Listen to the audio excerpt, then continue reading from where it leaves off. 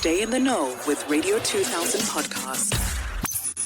Ndaba Yengoma, 10 till midnight on Radio 2000.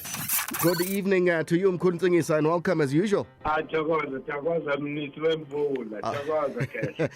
Nsingiza, we saw the coronation taking place, or the certificate received by the Zulu king as it stands at the moment, Mkhulu. Looking at the whole ceremony, so to speak, I think I just watched it with a different eye to look at how it unravels in a place like England, the UK. If you look at it, Mkhulu, when a prime minister is nominated by its various party, first point of reference before they actually take on office to go to that 10 Downing Street to say, hello, fellow Britons, I am now your prime minister. He or she goes first to the Queen or the King in this instance.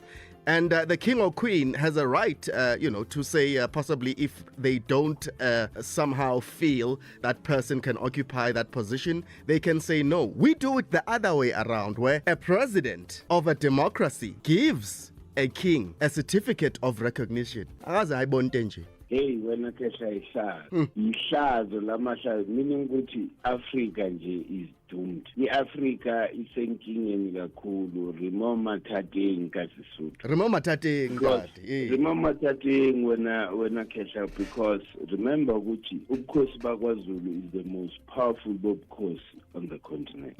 Therefore, lobukhosi lobu, if lobukhosi lobu bufa ngendlela yokuthi they agree, because coronation, yes, into yase-Britain, they coronate everybody that they give the status of a paramount chief.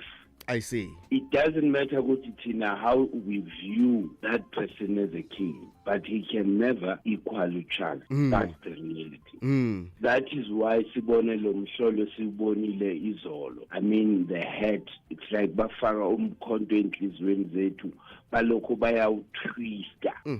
Mawubona isiko lethu being trashed in that manner. Lento oyishoyo, this is exactly what Britain is discouraging all over the world. Wherever, remember South Africa is still a member of the Commonwealth. Therefore, it means there's no person, that is in charge. Yes. Wherever, you are a member of a Commonwealth, it means you bow down to the British Empire. So, Lendo begenzakala izolo. It was a confirmation of that. Right. Abelungu were not there to come themselves to coronate this paramount chief. Yes. But bathumeleke intatheli zabo ukuthi sibanyathele omakhoba. Omakhoba baguqisa inkosi, bayibamba ikhanda, bayigcoba ngamafutha esingawazi nokuthi lamafutha wani. Bayifaka iring. Khona le ring engibonile. Yeyi Kesha. Yazi, it was like umkhonto bayawujikijika nje la ngaphakathi kwenhliziyo yomuntu omnyama. Siyibukele lento, at least abanye abantu abaningi bathi ngabe bayenzeke private lento. Yeah, it means for me, Mkhulu, while you're painting this scenario, ukuthi actually the king was submitting himself to the British Empire. Oh no, he was. Not only the British Empire, but to Jesus. Because ufungile, he took a vow. Yes. Ukuthi I will never rise against umbuso kaJesu. So therefore, sisenkingeni singabantu abamnyama, because thina si-expect lobukhosi bakwaZulu to assist in the liberation of our land. So inkosi ezongena lapha ifunge ukuthi I'm not going to rise against the system. Therefore, it means we are doomed as African people. Remember South Africa, or the southern part of Kenya, yes, iphethe the power that is supposed to heal the rest of the continent.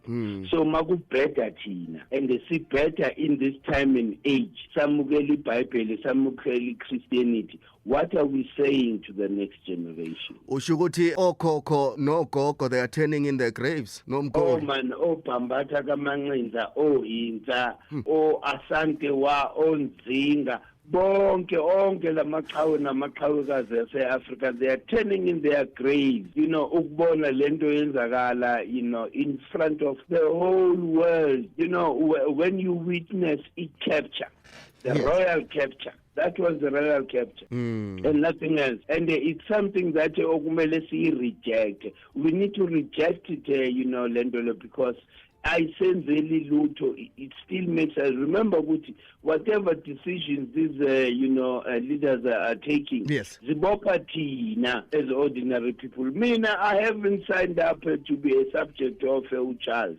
Charles ingane kimi, umlungu ingane kimi. So I can never bow down to ingane. So in essence, the king is a constitutional king in a sense. Constitutional king uzophile lapha ukuthi angeke aze awuvukele umbuso wase South Africa.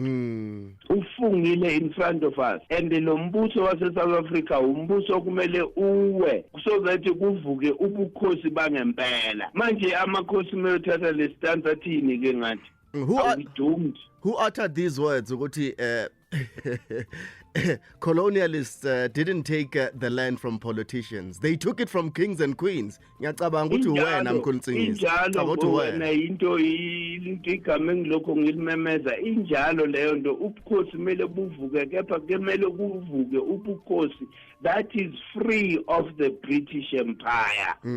Because the British Empire, all they are doing is to make sure ukuthi yonke lama assets abawatshontshe are not disturbed. It's about the resources zethu. I see islands such as Trinidad, no Tobago, Nabo.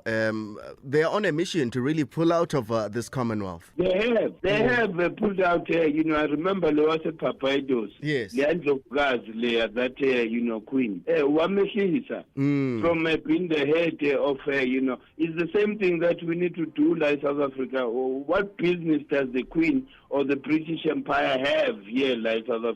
We are no longer slaves. Why are we still, cowering in front of these people? We need to reinstate our positions. We are parents. We can't bow down to Lengane. So politicians can't change this in a way. It is up to us, the people. We need to rise. Mkhulu Nsingiza. Injalo, it's up to us. But remember, which is the political structure as well as the royal structure.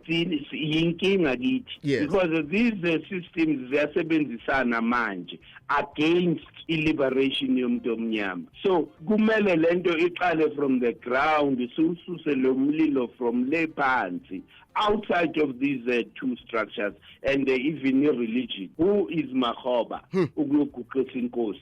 Umfundisi angisho. From which royal house that gives him the right ukuthi abambe inkosi la ekhanda? Amafutha labe bamgcoba ngawo. Asiwazi into bengiyibuza emini wena xesha ukuthi awani lamafutha. Because asazi ukuthi bamgcoba nje ukuthi kube isiyothoyotho okwenzakalani asikwazi because ukulona usiko lwethu lolu asiyathina bese expecta inyanga nezangoma lapha zimchele ngentelezi. Avese nje abanjwe ngentelezi neshoba kanjalo. Injalo khehla naye lokho ashayishoba lakhe. Ngoba huye who supposed to be the leader yale nyanga. He's supposed to be initiated in that, not in the Freemasonry. Pakamaringo ring yani ebukhosini. Ukwenza nje ukuthi inkosi mayigcotshwa ifakwa amaring. For what? Ubusisiwe yiliwe uthi siyafunda sihlobo kule show yakho. Ndikumamele nomkhulu nihlalutya indaba ya le correlation beyizolo kwaZulu Natal iyabulela ilali ndibamba ngazo zozibini kusho ubusisiwe yiliwe. Yeah. Thokoza ndebukasi yabo injalo lento kumele si-rejecteni sonke singabantu abamnyama, not only here in South Africa but all over the continent and all over the world. We need to reaffirm our position as parents of humanity. Kunokuthi silokho siveva nje in front of ingane zethu. Isikhathi sabelungu siphelile we need to take over, umbuso wethu. Usho ukuthi amavaka wafuneki-ke kule ndaba esindanje. Awafuneki amavaka wena Kesha. And basaba into engekho ukufa kukho, there's no death man but renewal. There's eternity. Awuhamba la emhlabeni uyabuya futhi ngenye indlela. So remember ukuthi ne-science confirms you can't destroy energy. Mina ngi-energy angona umzimba. You can't destroy me. You can't kill me because I will always renew myself into something else. It is he of the GAC movement, Great Empire of Kemet. Bona Mkhulu baseKhem. As always, Mkhulu Nsingiza. Sibamba ngazo zozibini. Catch the Radio 2000 podcast on radio2000.co.za.